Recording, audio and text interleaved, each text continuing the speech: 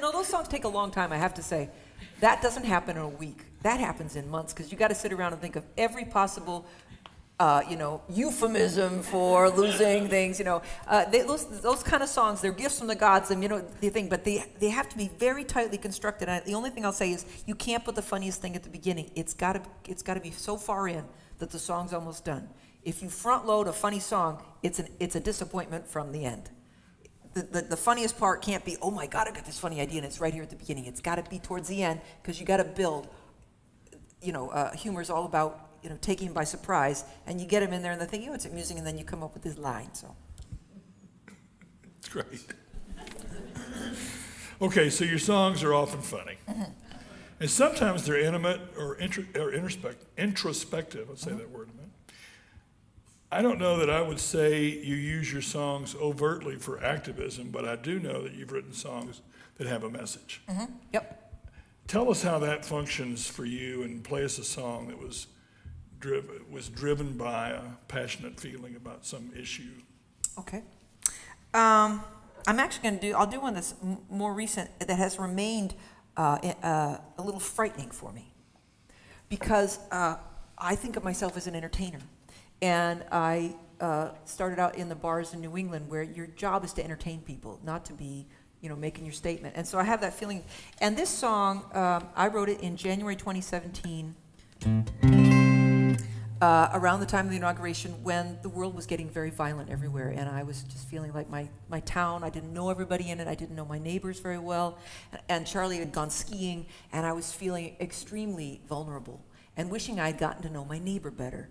And I play this song around the country, but it worries me to be divisive as an entertainer. The entertainer part of me wants all of you to feel included in it. The artist in me wants to say something. And for me, this is a constant problem in my life, confusion for me, that I want everyone to feel like they're part of this room, and yet I want to be able to say something that might be divisive, and that's always been an issue. When I did songs about women's issues, I remember they stopped coming to see me. A guy in Dallas picked up a CD one day, and he said, "Oh, I can't stop to see you then, because you went through your feminazi period." And I thought, I didn't even know I had the feminazi period, and that I'd lost a lot of people, because I thought I was just talking about, but I would do songs about women's body image issues when I was in my 30s, because it was such a big issue for me. I had anorexia myself, so I did an entire show about it. But I would do it, and I would watch some of the audience get uncomfortable, and I would lose my courage. And this is actually, I'm going to get back to that, but I wanted to say, my brother took me to see Eartha Kitt before she died in New York City. It was an amazing gift. And she was in her 80s, but she's wearing a bright pink lame dress, up to here with a slit. And what I learned from Eartha Kitt is you have to commit 100% to whatever you do when you're, as the performer part we were talking about, difference between singing. And so, but that's like a life lesson for me. I have to continually learn to commit 100% and not to worry that I might be upsetting somebody, So this song, I wrote it out of a great sense of just needing to feel like I had a sense of community.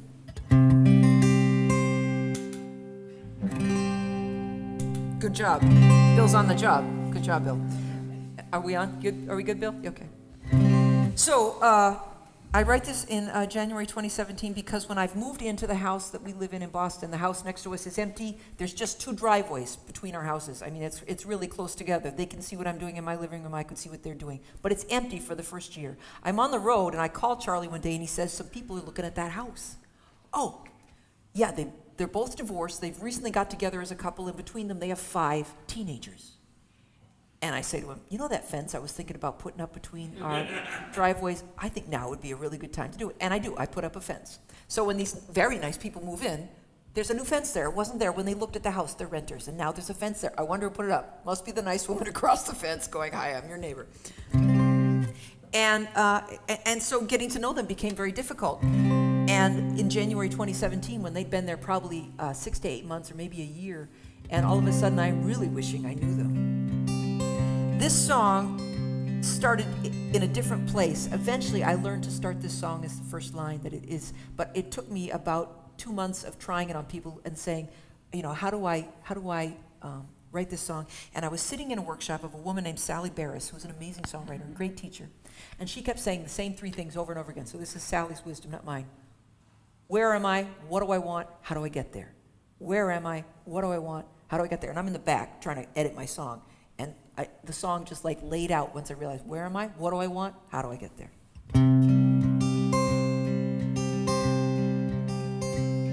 When the neighbors first moved in, I'm the one who built the fence. And I'm the kind who can hold out her hand if I know my line of defense. We are living in interesting times, and the sky falls every day. And I used to think my fence could make the world go away. But this morning, all I know is I want to fall down and cry. This morning, I don't need my fence. I need my neighbor on the other side. I've seen my neighbor with her children in the morning, driving them to school. And I've seen her play a game in the driveway. She knows how to set and bend a rule. And I don't know that much about her, but I dropped in and we talked at her store. And each time I come away wanting to know a little bit more. And this morning all I know is I want to fall down and cry. This morning I don't need my fence. I need my neighbor on the other side. And I'm not the first one to a protest, and I'm the last one with a sign. And I mostly want to be left in peace, to make my pretty designs. And I don't know from trade agreements, and I don't understand all I hear. But I wasn't certain when the neighbors moved in, and now I am glad they are here. And this morning all I know is I want to fall down and cry. This morning I don't need my fence.